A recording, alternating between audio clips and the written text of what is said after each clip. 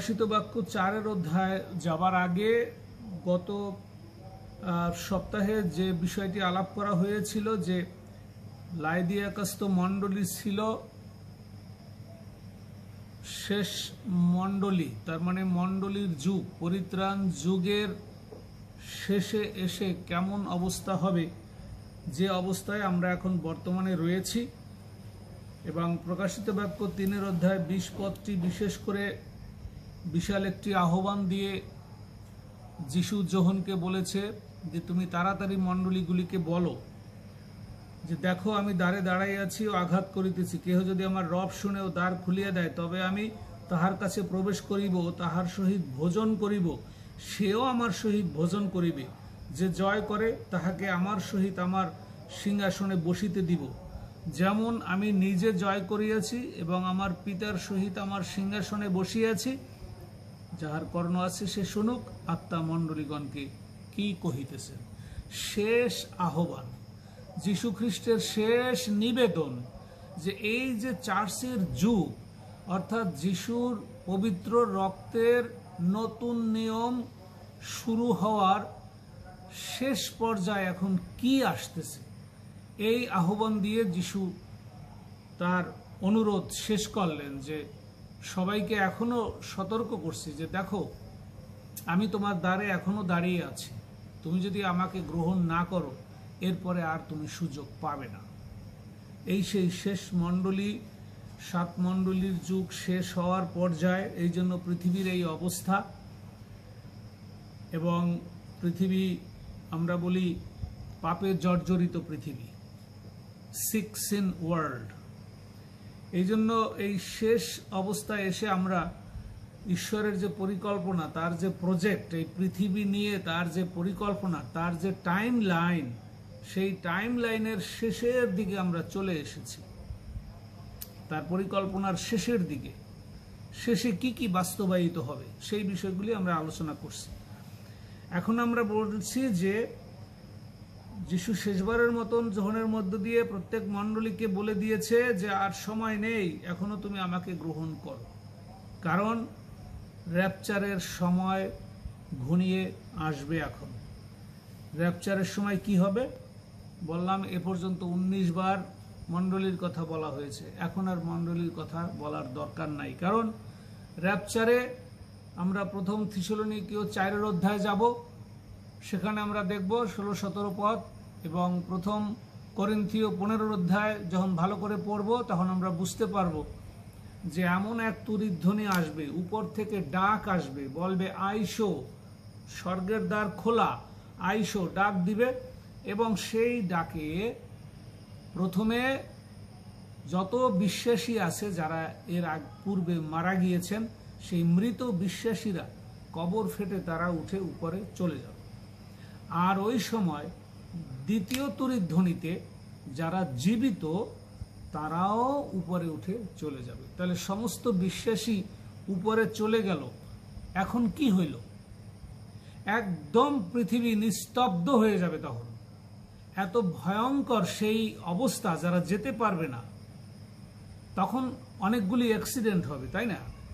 র্যাপচারের সময় কি হবে? যদি কোনো ডাক্তার বিশ্বাসী হয়, হয়তো তার অপারেশনের সময় সে অর্ধেক অপারেশন করছে, তখন যদি সেই তুরিধ্বনি হয় তখন সে চলে যাবে। তাহলে সেই অপারেশন কে সম্পন্ন করবে? এবং সেই রুগী এবং রুগীর যে অভিভাবক থাকবে তাদের পরিস্থিতিটা কি হবে?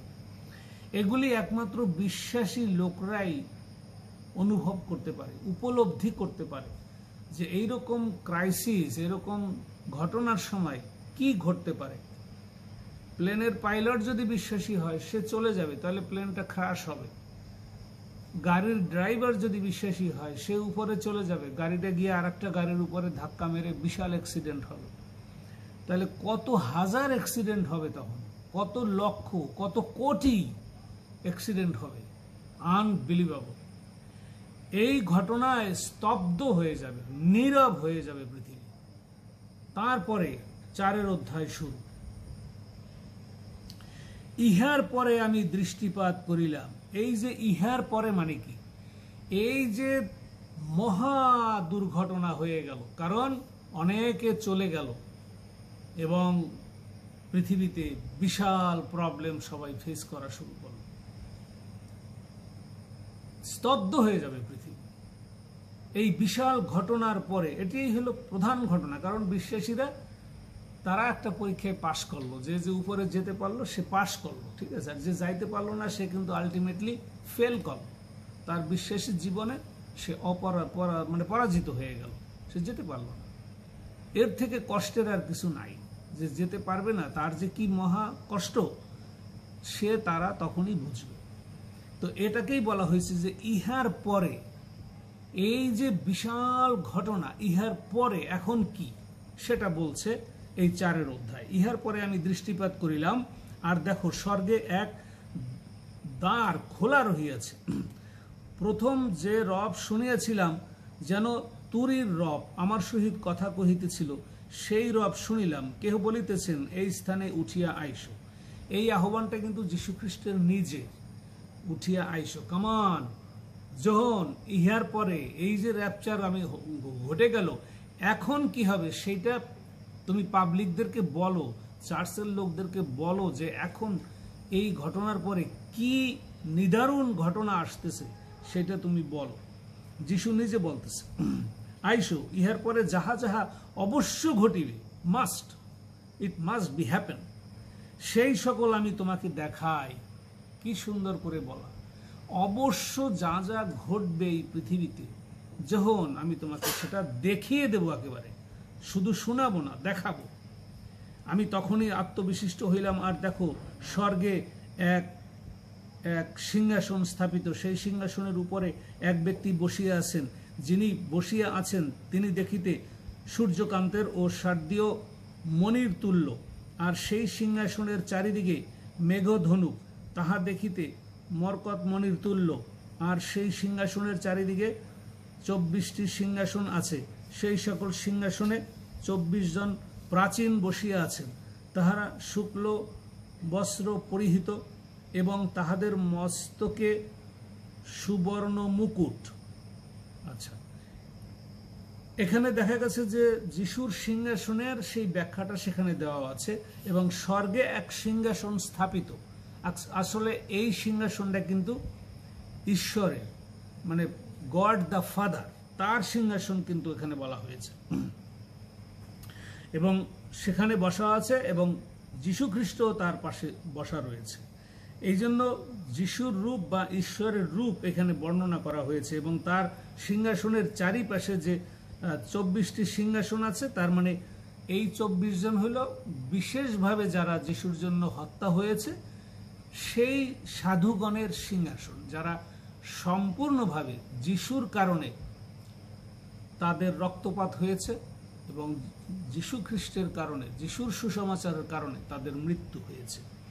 সেই 24 জন সাধু এই 24 চেয়ারে বসার সুযোগ পেয়েছে, এবং তাদেরও মস্তকে সুবর্ণ মুকুট। মানে কি, তারা ওখানে অলরেডি একটা পুরস্কার পেয়ে সেখানে অলরেডি আছে, সিংহাসনের চারিপাশে তারা আছে।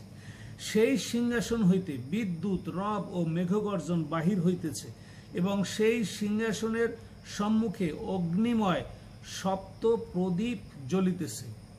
এই সপ্ত প্রদীপ হইল সেই মেনরা, তাহা ঈশ্বরের সপ্ত আত্মা, যে মেনরা দিয়ে জিহুদি জাতি আজও উপাসনায় তাদের সেটা লাগে।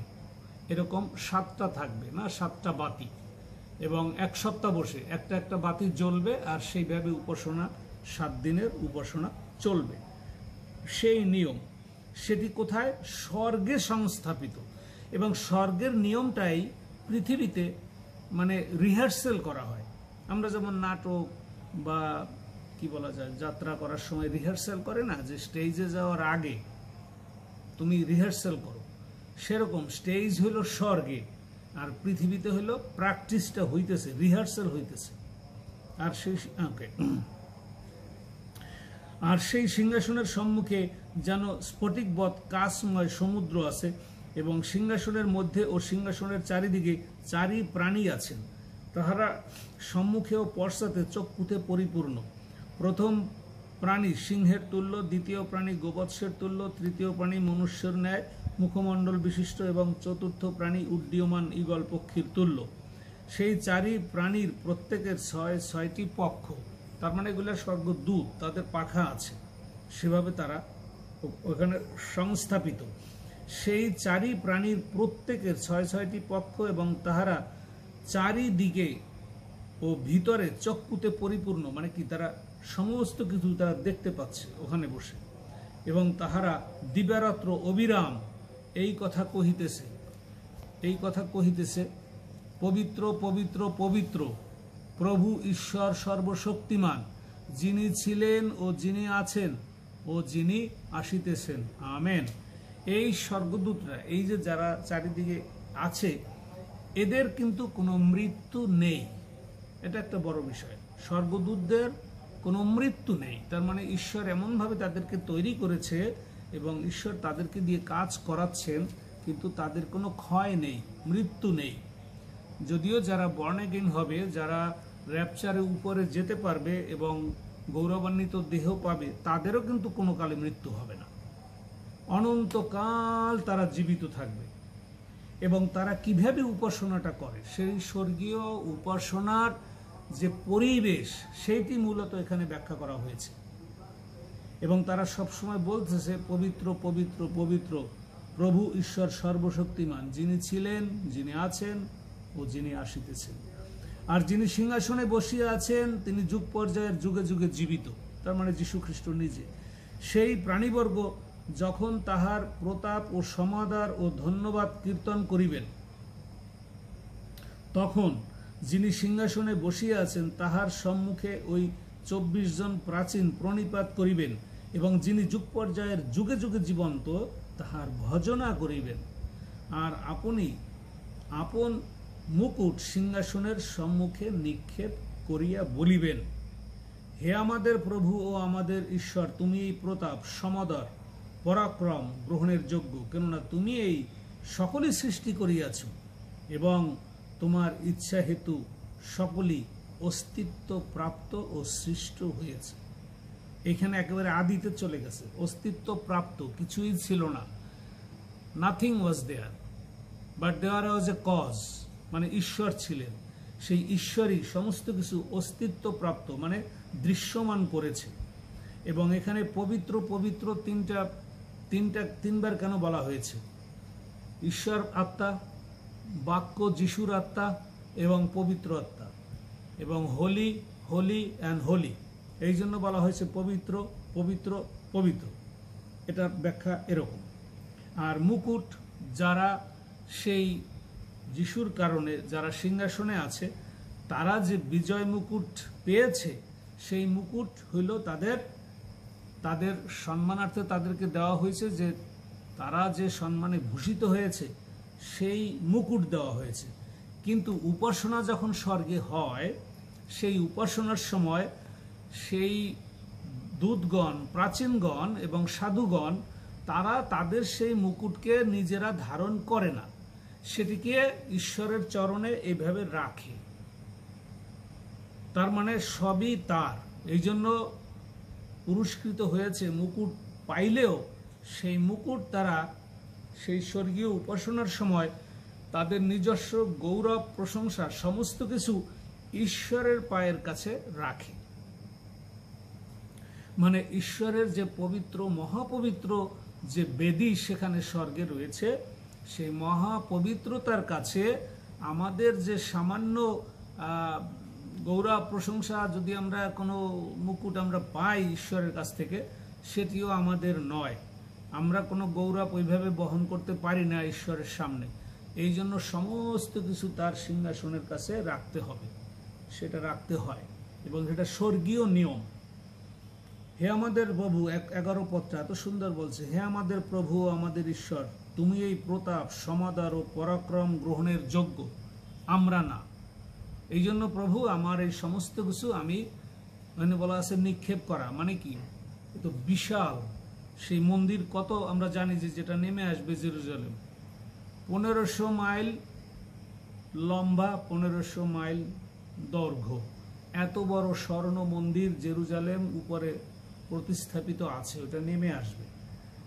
তো এটা কল্পনা করে আগে ভাবতে হবে, ঠিক আছে? আমরা অনেকে আছে যে সাধারণত পদ্মা নদী যে দেখে নাই তারে আপনি সারাদিন গল্প করেও পদ্মা নদীর কিছুই বুঝাইতে পারবেন না। ঠিক একই অবস্থা, যে এই বিষয়গুলি অনুধাবন করা খুব কঠিন, কিন্তু যারা উপরে যেতে পারবে তারা সেটা দেখতে পারবে।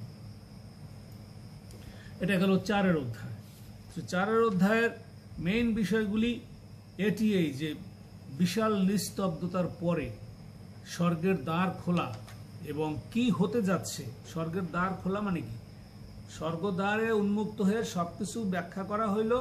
এখন ওখান থেকে এই যে সপ্ত আত্মা, তাদের হাতে যে সমস্ত এই পৃথিবী ধ্বংসের যে অভিশাপগুলি আসে, সেইগুলি এখন আস্তে আস্তে নেমে আসবে। দ্বার খোলা, এই যে মহাবিপদ আসতেছে, ঈশ্বরের wrath of God, ঈশ্বরের অভিশাপ নেমে আসবে। বিশাল ব্যাপার, বিশাল বিশাল ব্যাপার। এবং আমরা যদি এখন 5 অধ্যায় পড়ি, ঈশ্বরের মেষশাবকের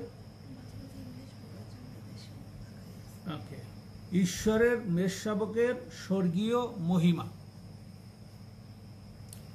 এখন নাম্বার 4 আমরা দেখলাম যে সেখানে লিভিং ক্রিয়েচার আছে হ্যাভেনে, অ্যান্ড হ্যাভেনলি ওরশিপ, সেটা মানে এনভায়রনমেন্ট, দি হ্যাভেনলি ওরশিপ এনভায়রনমেন্ট, সেটিকে এক্সপ্লেইন করা হয়েছে এখানে সুন্দরভাবে, বিউটিফুল। এইবারে ঈশ্বরের মেষশাবকের স্বর্গীয় মহিমাটা কি? 5 অধ্যায় যদি আমরা যাই, প্রকাশিত বাক্য 5 অধ্যায়, চ্যাপ্টার 5। আর যিনি সিংহাসনে বসিয়া আছেন, আমি তাহার দক্ষিণ হস্তে এক পুস্তক দেখিলাম, তাহা ভিতরে ও বাহিরে লিখিত, সপ্ত মুদ্রায় মুদ্রাঙ্কিত।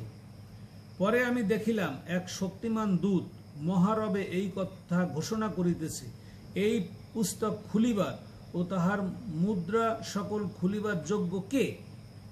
কিন্তু স্বর্গে কি পৃথিবীতে কি পৃথিবীর নিচে এই পুস্তক খুলিতে অথবা তাহার প্রতি দৃষ্টিপাত করিতে কাহারও সাধ্য হইল না।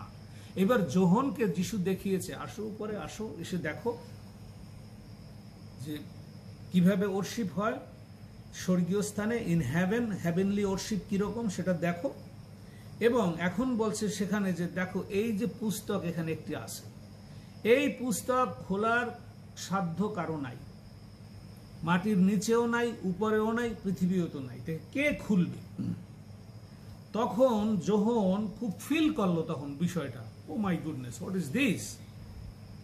তখন আমি বিস্তর রোদন করিতে লাগিলাম, দেন হি ওয়াজ ক্রাইড আউট। কারণ সেই পুস্তক খুলিবার ও তাহার প্রতি দৃষ্টিপাত করিবার যোগ্য কাহাকেও পাওয়া গেল না। Nobody is there who can open the book of life over there. তাহাতে সেই প্রাচীন বর্গের মধ্যে একজন আমাকে কহিলেন, মানে সিংহাসনের চারিদিকে যে সাধুরা, তাদেরকে তো যখন সেখানে দেখতে পাচ্ছে, সাধুদের মধ্যে এখন একজন বলে বসছে, সাধুদের মধ্যে একজন বলছে, যখন রোদন করিও না, দেখো যিনি জিহুদা বংশীয় সিংহ, দাউদের মূল স্তম্ভ। বিশাল ব্যাপার, যে the basic foundation of David. এবং এখানে বলছে জিহুদা বংশীয় সিংহ, means Jesus is the lion. He was the lamb, now he is the lion. তিনি ওই পুস্তক ও তাহার সপ্ত মুদ্রা খুলিবার নিমিত্ত বিজয়ী হইয়াছেন। পরে আমি দেখিলাম ওই সিংহাসনের চারি প্রাণীর মধ্যে ও প্রাচীন বর্গের মধ্যে এক মেষশাবক দাঁড়াইয়া আছেন। তাহাকে যেন বধ করা হয়েছিল, তাহার সপ্ত শৃঙ্গ ও সপ্ত চক্ষু, সেই চক্ষু সমস্ত পৃথিবীতে প্রেরিত ঈশ্বরের সপ্ত আত্মা।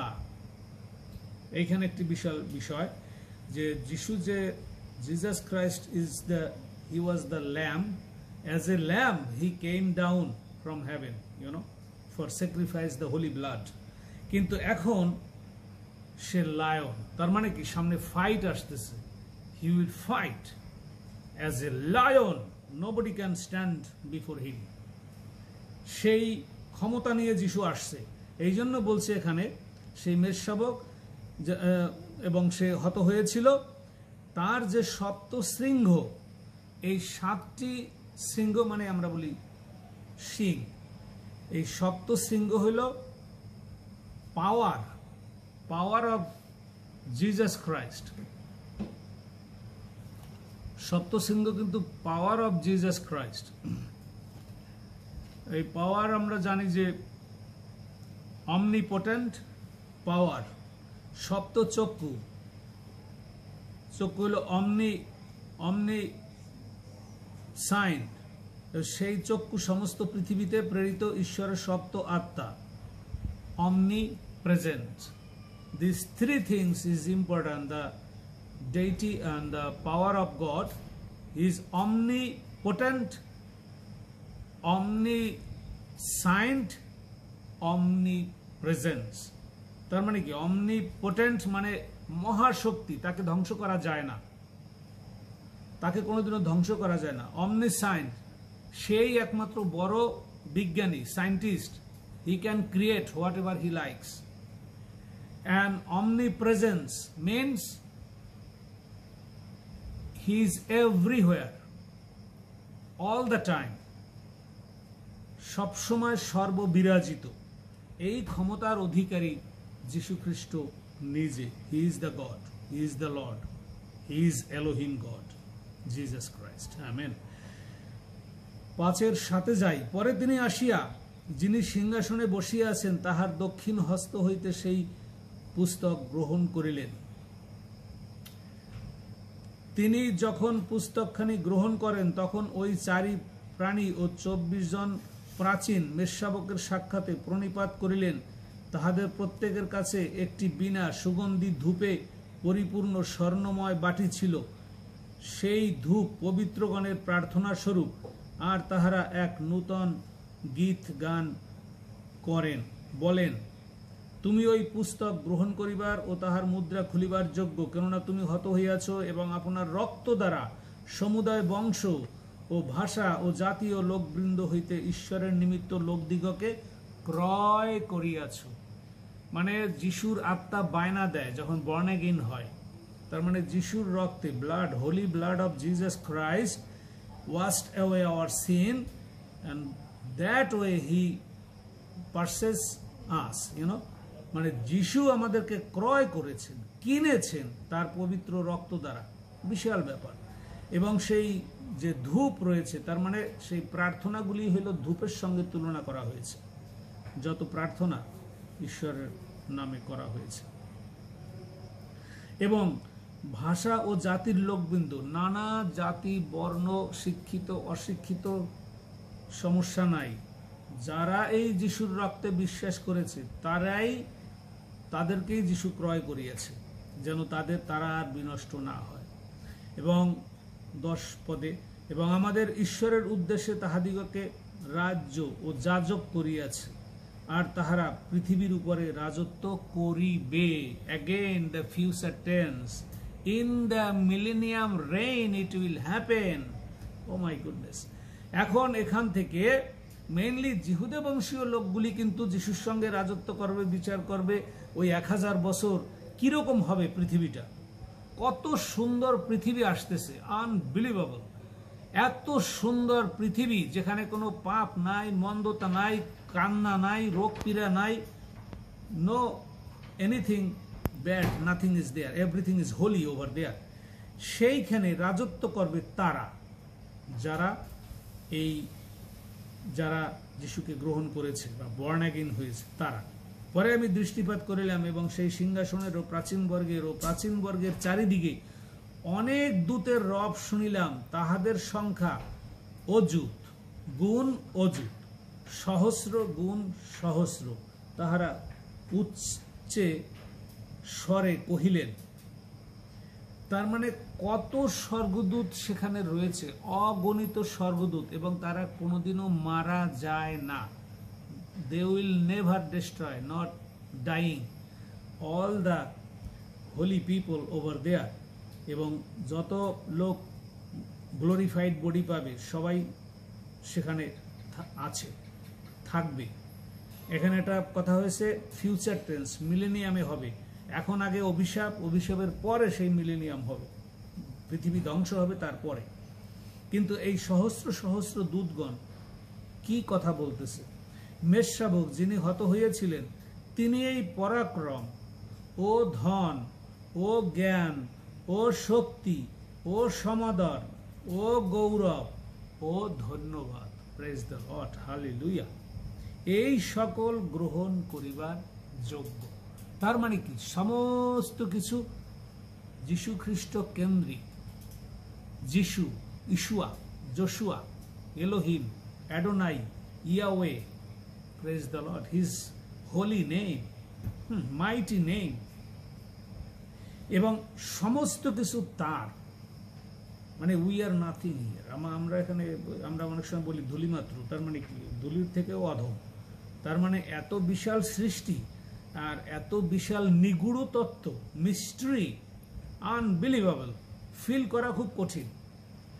পরে স্বর্গে ও পৃথিবীতে ও পৃথিবীর নিচে ও সমুদ্রের উপরে যে সকল সৃষ্ট বস্তু এবং সেই সকলের মধ্যে যাহা কিছু আছে, সমস্তেরই এই বাণী শুনিলাম।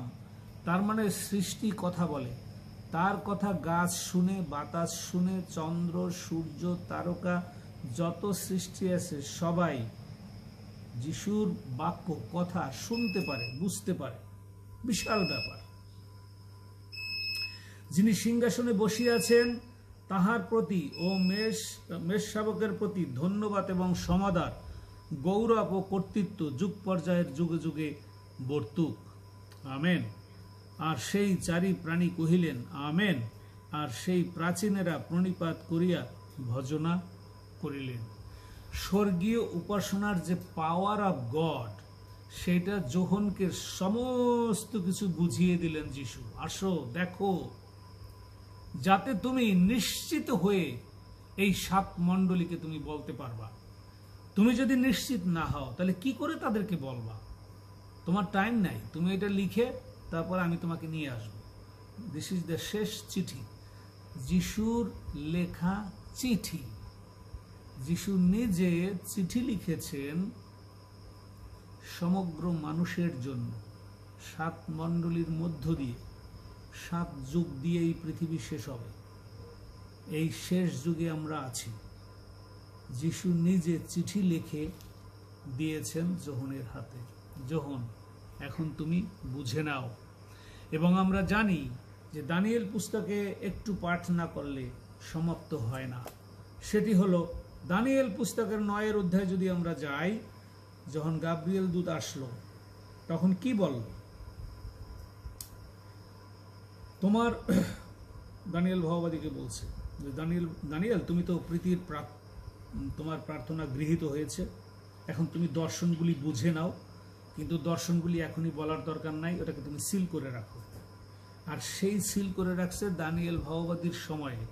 আর সেটা প্রকাশিত হইল এসে কত বছর পরে? যোহনের মধ্য দিয়ে, অর্থাৎ 96 খ্রিস্টাব্দের দিকে আইসা যোহন এটাকে লিখল, বেশ কয়েক বছর পরে, কয়েকশো বছর পরে। তোমার নিমিত্ত, ওকে, এখন আমরা পড়ি তাইলে 24 থেকে 9 অধ্যায় 24, দানিয়েল চ্যাপ্টার 9 ভার্স 24। তোমার জাতির ও তোমার পবিত্র নগরের সম্বন্ধে 70 সপ্তাহ নিরূপিত হয়েছে। 70 সপ্তাহ হলো টোটাল টাইম, জিহুদি জাতির সঙ্গে ঈশ্বরের শেষ বোঝাপড়া হবে। শেষ সপ্তাহ হইল এই এই এই যাতনার কাল, মানে র্যাপচারের পরে 7 বছর। 7 বছর শেষ সপ্তাহ, এক সপ্তাহে 7 দিন, কিন্তু বাইবেলের অ্যাকাউন্ট হইল 7 দিন মানে 7 বছর। অধর্ম সমাপ্ত হইবে তখন। এখন এই সময় এসে কি হবে? সমস্ত অধর্ম শেষ করিবার জন্য, পাপ শেষ করিবার জন্য এবং অপরাধের প্রায়শ্চিত্ত করিবার জন্য, অনন্তকাল স্থায়ী ধার্মিকতা আনয়ন করিবার জন্য, দর্শন এবং ভাববাণী মুদ্রাঙ্কিত করার জন্য, মহাপবিত্রকে অভিষেক করিবার জন্য। মহাপবিত্র মানে কি? মিলেনিয়ামে আর কোনো অন্যায় নেই, মহাপবিত্রতা আসতেছে। এই পাপে জর্জরিত এই বর্তমান পৃথিবী উইল বি ভ্যানিশ, 25 অতএব তুমি জ্ঞাত হও, বুঝিয়া লও, জেরুসালেমকে পুনঃস্থাপন ও নির্মাণ করিবার আজ্ঞা বাহির হওয়া অবধি অভিষিক্ত ব্যক্তি নায়ক পর্যন্ত 7 সপ্তাহ আর 62 সপ্তাহ হইবে। তার মানে রাজা আর্টিজেক্সের যখন জারি করলো জেরুজালেমকে পুনঃস্থাপন করার জন্য, সেই সময় থেকে জিহুদি জাতির সঙ্গে যিশুর 70 সপ্তাহের আয়ুষ্কাল, তার মানে 70 সপ্তাহের মধ্যে পৃথিবী শেষ হবে। তাহলে যিশু পর্যন্ত গেছে 69 বছর, এখন পরিত্রাণের যুগ হইল ফাঁকা, সবার জন্য পরিত্রাণ। শেষে আইসা যে 1 সপ্তাহ হবে, সেই 1 সপ্তাহের ঘটনা আমরা এখন প্রকাশিত বাক্যে আলাপ করতেছি। 1 সপ্তাহ মানে 7 বছরে কি কি ঘটনা ঘটবে, এখানে দানিয়েল ভগবাদীদেরকে আগেই বলে দিয়েছে দূত। ওকে, এরপরে বলছে 7 সপ্তাহ আর 62 সপ্তাহ ইহা চক ও পরীক্ষা সহ পুনরায় নির্মিত হইবে। কখন হইবে? সংকটকালেই হইবে। এই সংকটকাল মিনস ট্রিবুলেশন, 7 বছরের ট্রিবুলেশন, যেটা জেরেমিয়া 30 অধ্যায় 7 পদে আপনারা পাবেন।